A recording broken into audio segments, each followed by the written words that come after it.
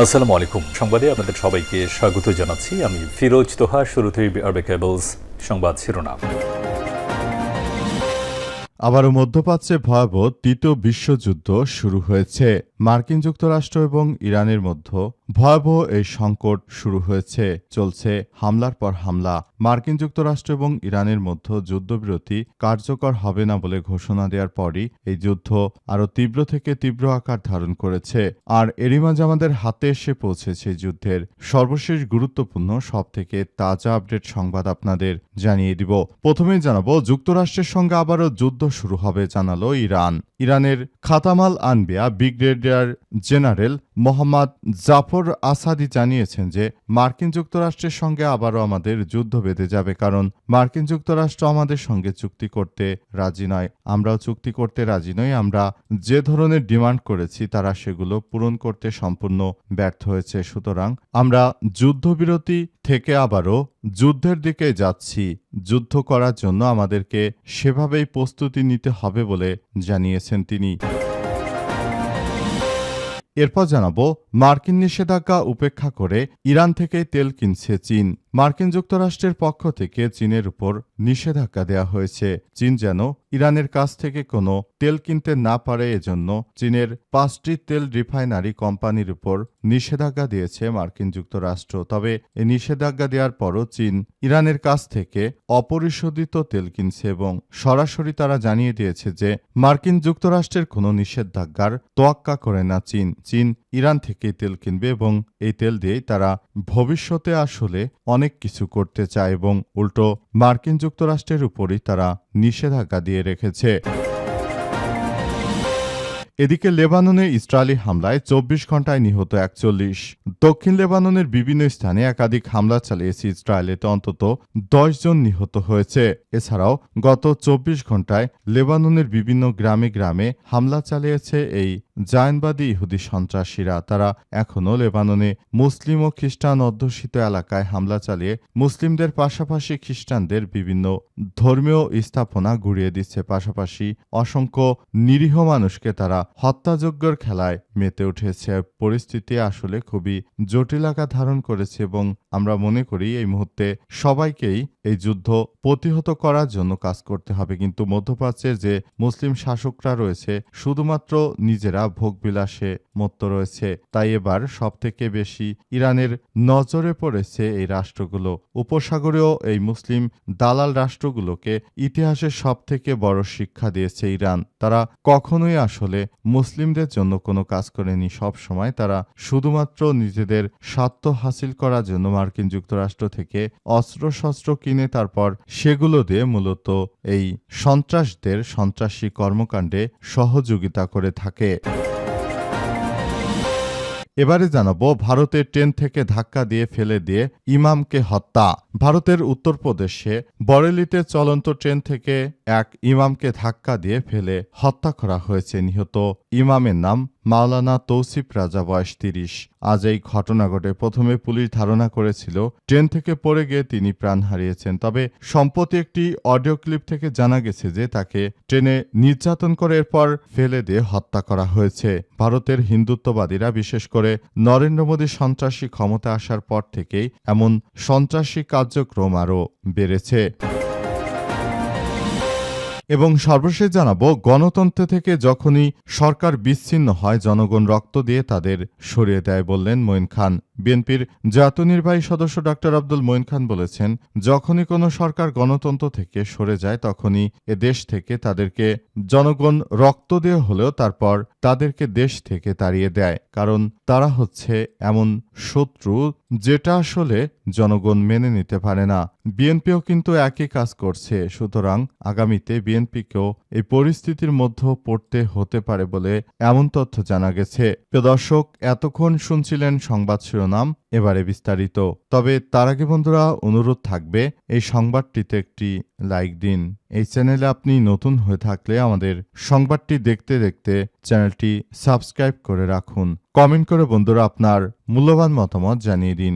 জানিয়ে দিন আপনি বিশ্বের কোন দেশ থেকে বা বাংলাদেশের কোন স্থান থেকে আমাদের সংবাদটি দেখছেন এবং শুনছেন। আর বন্ধুরা, সংবাদটি আপনার সোশ্যাল মিডিয়া ফেসবুকে শেয়ার করে বন্ধুদেরও দেখার সুযোগ করে দিন। আর গাজা যুদ্ধে আপনি যদি নিরীহ ফিলিস্তিনিদের ভালোবেসে থাকেন বন্ধুরা, কমেন্টে ইয়েস লিখে পুরো বিশ্বকে আমাদের এই সংবাদটি দেখার সুযোগ করে দিন। এবারে বিস্তারিত। যুক্তরাষ্ট্রের সঙ্গে আবারও যুদ্ধ শুরু হতে পারে জানালেন জাফর আসাদি। যুক্তরাষ্ট্রের সঙ্গে আবারও আমাদের যুদ্ধ শুরু হতে পারে বলে সতর্ক করেছেন ইরানের খাতামাল আনবিয়া সেন্ট্রাল হেডকোয়ার্টার্সের deputy inspector brigadier general Mohammad Jafar Asadi. বার্তা সংস্থা ফাস্ট নিউজ এজেন্সিকে তিনি বলেছেন যে ইরান ও যুক্তরাষ্ট্রের মধ্যে নতুন করে যুদ্ধের সম্ভাবনা রয়েছে। আমাদের অভিজ্ঞতা বলছে যে যুক্তরাষ্ট্র কোনো প্রতিশ্রুতি বা চুক্তি মানতে আগ্রহী নয়। অন্যদিকে আসাদির অভিযোগ, মার্কিন কর্মকর্তাদের বক্তব্য ও পদক্ষেপ মূলত মিডিয়া কেন্দ্রিক, যার লক্ষ্য একদিকে তেলের দাম পতন ঠেকানো, অন্যদিকে নিজেদের তৈরি সংকট থেকে বেরিয়ে আসা।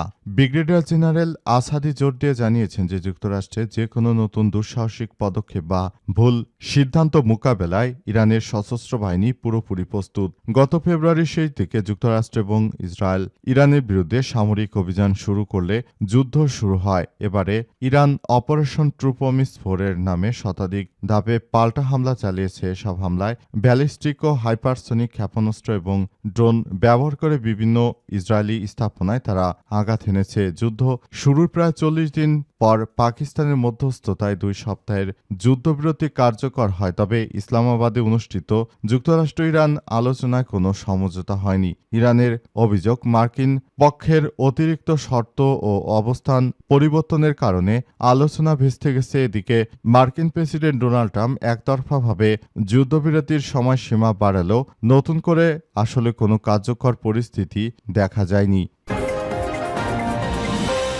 মার্কিন নিষেধাজ্ঞা সত্ত্বেও ইরান থেকে কোটি কোটি ব্যারেল তেল কিনছে চীন। মার্কিন যুক্তরাষ্ট্র চীনের বাণিজ্যকে তারা আয়ত্তে নেওয়ার জন্য অনেক সন্ত্রাসী কার্যক্রম চালিয়ে যাচ্ছে। মার্কিন যুক্তরাষ্ট্র শুরু থেকে তারা এমনভাবে কার্যক্রম চালাচ্ছে যাতে করে চীন কোনোভাবে আর এগিয়ে আসতে না পারে বলে জানা গেছে। এবং এই পরিস্থিতিতে আসলে পুরো মধ্যপ্রাচ্য জুড়ে যে সংঘাতময় পরিস্থিতি মার্কিন যুক্তরাষ্ট্র সৃষ্টি করেছে, এটি আসলে কোনোভাবে গ্রহণযোগ্য হতে পারে না। মার্কিন যুক্তরাষ্ট্র শুরু থেকে তারা যে সন্ত্রাসী কর্মকাণ্ড চালিয়ে যাচ্ছে এবং তারা চীনের উপর প্রেসার ক্রিয়েট করার মধ্য দিয়ে তারা নিজেদেরকে আরও ভালো অবস্থানে নিয়ে যাওয়ার জন্য যে কার্যক্রমগুলো তারা চালিয়ে যাচ্ছিল, সেই কার্যক্রম থেকে চীন বেরিয়ে আসতে চাইছে। তবে মার্কিন যুক্তরাষ্ট্রের এই নিষেধাজ্ঞার পরিবর্তে মার্কিন যুক্তরাষ্ট্রের বিরুদ্ধেও চীনের পক্ষ থেকে নতুন করে নিষেধাজ্ঞা দেওয়া হচ্ছে এবং চীন জানিয়ে দিয়েছে যে যুক্তরাষ্ট্র যতই চীনের বিরুদ্ধে সন্ত্রাসী কার্যক্রম চালাতে চাক না কেন, চীন কোনোভাবে আসলে মার্কিন যুক্তরাষ্ট্রকে ছাড় দেবে না। পুরো পরিস্থিতি মার্কিন যুক্তরাষ্ট্রের সম্পূর্ণ বাইরে চলে গেছে। কোনোভাবেই তারা কোনো কিছু করতে পারছে না। সবকিছু তাদের একদম পুরো পরিস্থিতির বাইরে চলে গেছে। দখলদার ইসরায়েলের প্রধানমন্ত্রী বেনিয়াম নেতানিয়াহু এবং মার্কিন যুক্তরাষ্ট্রের সন্ত্রাসী প্রেসিডেন্ট তারা শুরু থেকে চীনের বিরুদ্ধে নানা নিষেধাজ্ঞা দিয়ে চীনকে দমন করার চেষ্টা করলেও তারা পুরো পরিস্থিতি একদম পাল্টে দিয়েছে। চীনের পিপুল লিবারেশন আর্মি তারা এতটাই শক্তিশালী যে মার্কিন যুক্তরাষ্ট্রকে তারা তোয়াক্কা করে না। যে কোনো মূল্যে তারা মার্কিন যুক্তরাষ্ট্রের এই সন্ত্রাসী কার্যক্রমগুলোকে রুখে দেওয়ার জন্য পুরোপুরি প্রস্তুতি নিচ্ছে। সবকিছু ধ্বংসস্তূপে পরিণত হচ্ছে এবং সবকিছুর জন্য আসলে দখলদার ইসরায়েলি বাহিনী তারা শুরু থেকে এই কার্যক্রমগুলো চালিয়ে যাচ্ছিল এবং তাদের বিরুদ্ধে আসলে বড় ধরনের পদক্ষেপ নিচ্ছে চীন। চীনের পক্ষ থেকে আজ বিভিন্ন গণমাধ্যমের সূত্র থেকে সব তথ্য জানা গেছে। লেবাননে ইসরায়েলি হামলায় 24 ঘণ্টায় নিহত 41। দক্ষিণ লেবাননের বিভিন্ন স্থানে একাধিক হামলা চালিয়েছে ইসরায়েল। এতে অন্তত 10 জন নিহত হয়েছে। এই ঘটনার 2 সপ্তাহ আগে ঘোষিত যুদ্ধবিরতি আরও লঙ্ঘন হিসেবে দেখা হচ্ছে। লেবাননের স্বাস্থ্য মন্ত্রণালয় জানিয়েছে যে সর্বশেষ হামলার ফলে গত ২৪ ঘণ্টায় নিহতের সংখ্যা বেড়ে দাঁড়িয়েছে ৪১ জনে। গত ২ মার্চ থেকে শুরু হওয়া সংঘাতের পর থেকে মোট নিহতের সংখ্যা ২,৬৫৯-এ দাঁড়িয়েছে। এ সময় আহত হয়েছে আর অন্তত ৮,১৮৩ জন। আজ আল জাজিরার এক প্রতিবেদনে এই তথ্য নিশ্চিত করা হয়েছে। স্বাস্থ্য মন্ত্রণালয়ের উদ্ধৃতি দিয়ে লেবাননের জাতীয় সংবাদ সংস্থা জানিয়েছে যে নাবাতিয়ে জেলার শৌকিন শহরে ইসরায়েলি হামলায় ৩ জন নিহত হয়েছে। এর আগে কফর দাজ্জাল গ্রামে একটি গাড়িতে হামলায় ২ জন নিহত হয়েছে। লয়জে গ্রামে একটি বাড়িতে হামলায় আরও ৩ জন নিহত হয়েছে। এছাড়াও শৌকিন গ্রামে আরেকটি হামলায় ২ জন নিহত হয়েছে। প্রতিবেদনে বলা হয়েছে যে নাবাতিয়ে শহরে আল কুদ কম্পাউন্ডের কাছে ইসরায়েলি বাহিনীর বিমান হামলা চালিয়ে যাচ্ছে। এছাড়াও উত্তর টাইর জেলায় সিদ্দিকিন শহরেও যুদ্ধবিমান থেকে হামলা করা হয়েছে। ইসরায়েল ১৭ এপ্রিল এই যুদ্ধ শুরু করেছে এবং ক্রমাগত তারা মে মাসের মাঝামাঝি পর্যন্ত যুদ্ধ আরও তীব্র থেকে তীব্রতর করেছে এই ইহুদিবাদীরা। ভারতের ট্রেন থেকে ধাক্কা দিয়ে ফেলে ইমামকে হত্যা। ভারতের উত্তরপ্রদেশের বরেলিতে চলন্ত ট্রেন থেকে এক ইমামকে ধাক্কা দিয়ে ফেলে হত্যার অভিযোগ উঠেছে। নিহত ইমামের নাম মাওলানা তৌসিফ রাজা, বয়স ৩০।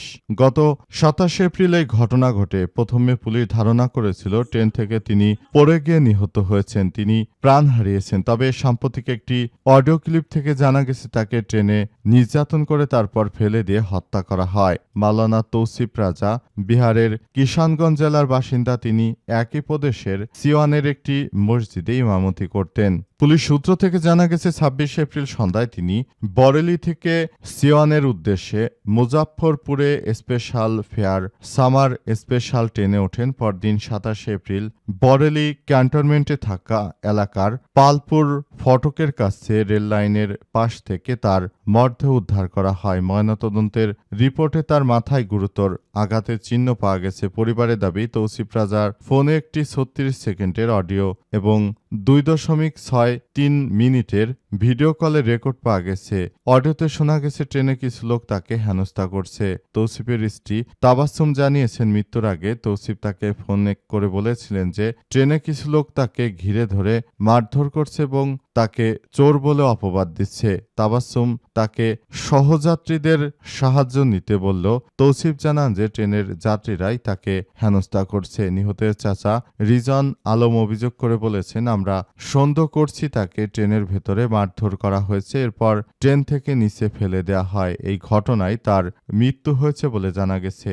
উল্লেখ্য, ভারতে যখন থেকে নরেন্দ্র মোদী এই কুখ্যাত সন্ত্রাসী ক্ষমতায় এসেছে তখন থেকে মুসলিমদের উপর এভাবে প্রতিনিয়ত অত্যাচারের মাত্রা আরও বেড়ে গেছে। মুসলিমদের টার্গেট করে এই সন্ত্রাসীরা তারা সব থেকে বেশি আক্রমণ চালাচ্ছে। তাদের উদ্দেশ্য হচ্ছে যে তারা মুসলিমদেরকে হত্যার মধ্য দিয়ে আবার একটি ত্রাসের রাজত্ব কায়েম করতে চায় এবং ভারত থেকে দলে দলে মুসলিমদেরকে বাংলাদেশ সহ অন্যান্য দেশে তাড়িয়ে দিচ্ছে। আবার কোথাও কোথাও দেখা যাচ্ছে বুলডোজার চালিয়ে মুসলিমদের ঘরবাড়ি একদম ধ্বংসস্তূপে পরিণত করছে এই নরেন্দ্র মোদীর কুখ্যাত আরএসএস এর সন্ত্রাসী গোষ্ঠীরা। এই সন্ত্রাসী গোষ্ঠীগুলো তারা শুধু মুসলিম নয়, তারা খ্রিস্টানদের উপরও আক্রমণ চালিয়ে যাচ্ছে। অবস্থায় পুরো পরিস্থিতি আসলে সবাইকেই দেখভাল করতে হবে।